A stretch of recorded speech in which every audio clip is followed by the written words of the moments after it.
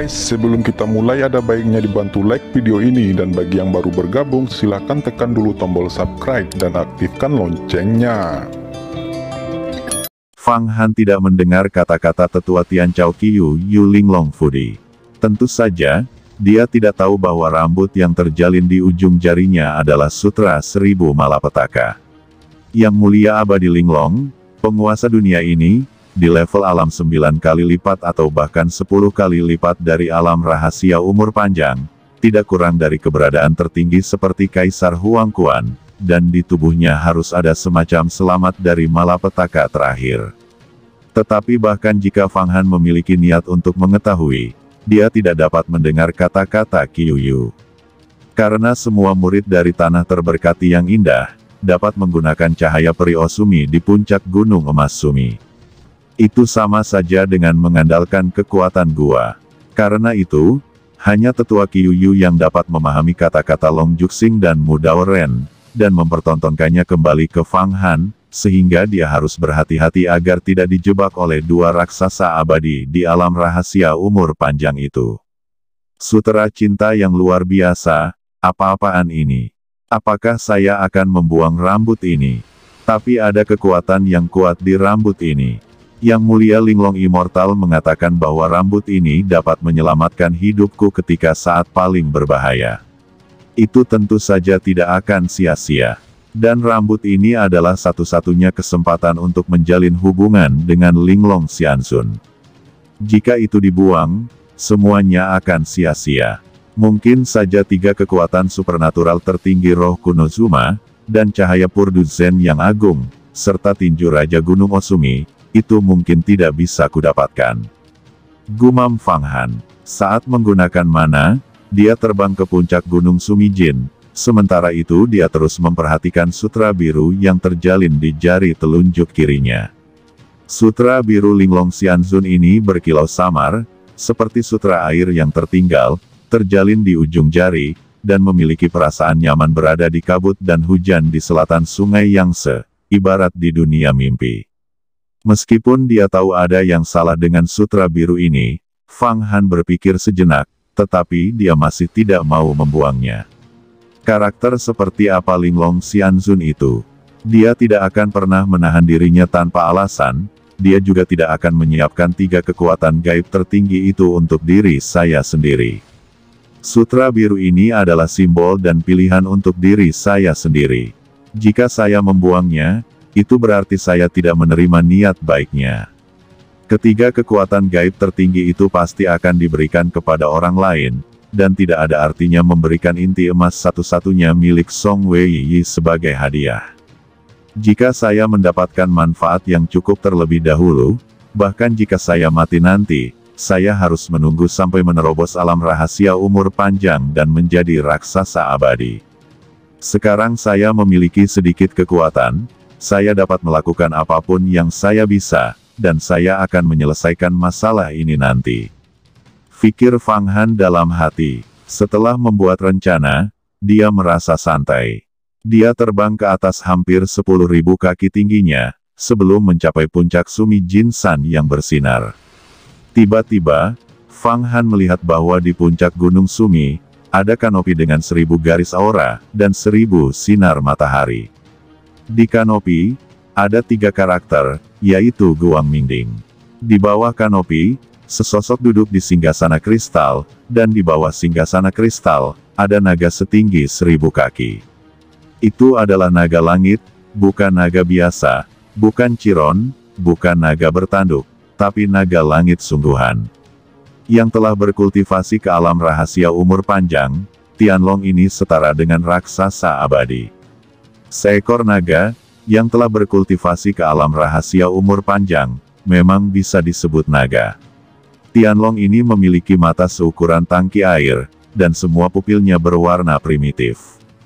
Garis-garisnya seperti lukisan lanskap tinta, dan tubuhnya bergerak sesuka hati, memancarkan aura naga yang kuat, yang tidak boleh diabaikan. Tianlong adalah eksistensi yang sangat arogan, bahkan lebih arogan daripada raksasa abadi di alam rahasia umur panjang. Mereka lebih baik mati daripada menyerah. Tapi sekarang, Naga surgawi ini sedang merangkak di bawah singgasana kristal, menjaga orang di atas singgasana itu. Orang di tahta kristal hanyalah bayangan, tanpa sosok tertentu, tetapi seluruh tubuhnya memancarkan cahaya yang menyilaukan seperti matahari yang terik, dan cahayanya sangat terang. Jika seseorang memfokuskan penglihatannya, maka nyaris tidak dapat melihat itu. Dia dapat melihat lingkaran cahaya tebal yang menembus langsung ke kedalaman ruang dan waktu yang jauh. Ada bayangan seorang wanita, yang tampaknya merupakan evolusi dari langit dan bumi. Meski tampaknya sudah dekat, tetapi pada kenyataannya, bayangan wanita ini, ada di kedalaman ruang dan waktu paralel yang luas puluhan miliar kali, tidak dapat ditemukan bahkan jika dicari seumur hidup. Selain itu, Fang Han bahkan tidak berani mendekatinya, karena dia merasa bahwa di kedalaman singgasana, perjalanan waktu berbeda dari dunia luar, seperti di Istana Abadi Taiyuan. Jika seseorang menyerang bayangan wanita ini saat ini, waktu yang telah berlalu tiba-tiba akan menghabiskan masa hidup orang ini. Atau waktu berhenti dan dia membeku di dalamnya. Dalam waktu dekat, ini melibatkan hukum perubahan spasial yang sangat halus, serta aturan waktu. Di atas singgasana kristal ini, ada sosok Linglong Xianzun. Ini benar-benar berbeda dari gadis muda cantik yang menyamar sebagai pria, yang pernah bertemu dengan Fang Han terakhir kali. Dia tidak tahu yang mana bentuk aslinya. Ketika dia mencapai tanah Linglong Xianzun, dia bisa berubah menjadi jutaan wajah, bahkan dia bisa menjadi laki-laki. Itu memang tidak biasa. Ini benar-benar pintar, yang mulia abadi Linglong. Menurut rumor, ketika dia berkultivasi kerana abadi, dia dapat mempercepat waktu dengan jarinya dan membuat bintang yang tak terhitung jumlahnya lahir dan mati. Dengan sedikit kekuatan yang mulia abadi Linglong, sepertinya dia akan pingsan merasakan celah seperti itu benar-benar mana yang hebat, dengan kekuatan gaib yang tak terbatas, melintasi langit dan semua alam. Sementara Fang Han menatap sosok bayangan Linglong Immortal Venerable, dia juga mendengar banyak komentar. Dia memutar kepalanya, dia melihat bahwa orang yang berbicara adalah seorang Taoisme seperti Tao Mu. Itu adalah Mu Daoren dan Tao Long Juxing. Tetua Qiyulah yang menarik perhatiannya di bawah cahaya Osumi. Dua raksasa abadi. Kedua Taois ini, penguasa Long Juxing telah mendirikan sekte, dan meskipun mereka tidak sebaik 10 sekte keabadian, mereka juga mendominasi di satu sisi. Sepertinya dia saat ini merasakan tatapan Fang Han. Pendeta Mu Daoren itu juga menatapnya dengan kesuraman yang dalam, sebuah cahaya hijau berkedip, menatap Fang Han dan melihat ke atas dan ke bawah. Matanya tampak seperti serigala lapar yang menatap kelinci gemuk. Ingin menelannya dalam satu gigitan. Pria ini adalah semacam tanaman Alsophila sylvestris yang telah berubah menjadi esensi, dibudidayakan menjadi iblis, dan kemudian menjadi raksasa zaman. Saya memiliki pohon dunia, dan saya juga telah mempraktikkan kaisar kayu Kaisar Azure. Metode Azure Emperor Wood Emperor saya pasti akan meningkatkan kultivasinya ke tingkat kedua dari dunia rahasia umur panjang, tubuh abadi, dan bahkan lebih jauh lagi. Tidak heran dia melihat saya seperti itu. Namun, monster tua, jika kamu berani menyinggung saya pasti akan membuat Anda tidak bisa makan dan berjalan-jalan. Gumam Fang Han tidak melihat cahaya suram dari Mu Daoren itu, dia menoleh, dan diam-diam tersenyum di dalam hatinya. Bagaimana rekanmu? Kata Taois Long Juxing melihat Fang Han berbalik dan mengirimkan gelombang mental, yang diteruskan ke pikiran Mu Daoren. Putra ini tidak mudah dihadapi. Di belakangnya, ada gerbang Yuhua. Dan itu cukup disukai oleh Linglong Xianzun. Tapi tidak apa-apa, karena sesuatu dalam anak ini akan membuat kultivasi saya akan sangat meningkat.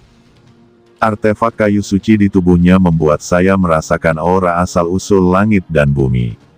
Dan keterampilan Kaisar Kayu Azure Kaisar miliknya, saya harus mendapatkannya. Jika saya telah membudidayakan Azure Emperor Wood Emperor Gong, saya akan dapat menyerap vitalitas ribuan pohon, melacak asal-usul, dan benar-benar mengolah menjadi tubuh yang abadi lebih jauh lagi. Kata pendeta Taomu dengan dingin, kesempatan seperti ini tidak boleh dilewatkan begitu saja. Dia melanjutkan, adapun gerbang Yuhua, kita bukan biksu di dunia besar Xuan Huang. Apa yang kita takutkan, masalah besarnya adalah bagaimana meninggalkan tanah ini dan bersembunyi secara langsung di bintang terluar yang lebih dalam. Berdasarkan kultivasi kita, memang kita tidak bisa mengalahkan yang lain, tapi tidak bisakah kita melarikan diri?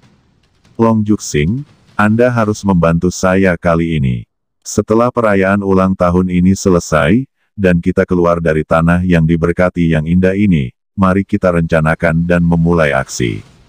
Anda memiliki semua kendali atas anak ini, kata muda Oren. Apakah ini benar? Jawab Long Juxing terkejut. Tentu saja itu benar. Kita telah bekerja sama selama bertahun-tahun, dan naga tidak meninggalkan kayu, kayu tidak meninggalkan naga. Tidakkah kamu percaya saya? Kita telah berkultivasi selama 5.000 tahun. Kita akan mengubah bintang Juxing menjadi artefak Tao tingkat tinggi. Bagaimana mungkin Anda tiba-tiba melepaskannya? Long Juxing sambil tersenyum berkata, ayo selesaikan masalah ini. Sebuah kata adalah kesepakatan. Kedua raksasa zaman itu menyelesaikan konspirasi dalam sekejap. Di lain sisi, kedua Taois ini mendengus. Mereka pasti sedang mendiskusikan bagaimana menangani saya. Tapi di tanah yang sangat diberkati, mereka tidak berani melakukannya. Gumam Fang Han sudah menebak di dalam hatinya. Di puncak Sumi Jinsan, 3 petir tiba-tiba datang, mengguncang ruang lagi, dan semua orang yang hadir terdiam, termasuk raksasa abadi. Fang Han meliriknya dan melihat bahwa di puncak Gunung Emas Sumi, selain singgasana kristal tertinggi dari Yang Mulia Abadi Linglong, itu juga dikelilingi oleh kotak emas yang tak berujung. Di alun-alun, kursi Yang Mulia lahir dari udara tipis dan diisi dengan para tamu. Banyak orang yang datang merayakan hari ulang tahun terbang satu demi satu, dan kemudian mereka diatur di kursi yang sesuai, oleh murid perempuan Linglong Fudi. Murid perempuan dari tanah yang diberkati yang indah ini bolak-balik, terbang di udara, memegang buah persik dan buah-buahan, seperti peri terbang legendaris, yang enak dipandang. Kakak Fang Han, ini adalah tempatmu, sebentar lagi, kamu bisa pergi untuk menawarkan hadiah ulang tahun. Kata beberapa murid perempuan sejati dari lapisan pertama dan kedua dari kekuatan magis telah terbang jauh, dan mereka sangat sopan sebagai pemandu. Di sebelah Fang Han, dia merasa seperti bintang besar yang sedang memegang bulan. Para junior sudah bekerja keras, mainan kecil ini, ambil saja. Kata Fang Han melihatnya, dia merasa nyaman, jari-jarinya dijentikkan, dan seberkas cahaya terbang keluar. Dari cahaya itu, ada puluhan dari mereka adalah pedang terbang. Harta kelas menengah ini bukan barang kelas rendah, jadi bersenang-senanglah. Kamu bisa memilih masing-masing 10. Saat dia berbicara, suaranya nyaring dan menyebar, dan tiba-tiba banyak orang yang datang tercengang. Orang-orang yang datang untuk beribadah pada hari ulang tahun kebanyakan adalah orang-orang yang berstatus, ketika diterima oleh murid perempuan Linglong Fudi. Beberapa hadiah juga diberikan, yang juga merupakan aturan tidak tertulis. Namun, bahkan Master Inti Emas yang datang untuk berdoa kali ini, raksasa kecil zaman itu, hanya akan memberikan beberapa senjata dan pil spiritual biasa. Raksasa abadi di alam rahasia umur panjang bahkan hanya sanggup memberikan beberapa harta tingkat rendah. Tidak seperti harta kelas menengah Fang Han. Dalam perbandingan seperti itu, raksasa abadi itu juga kehilangan muka di depan Fang Han.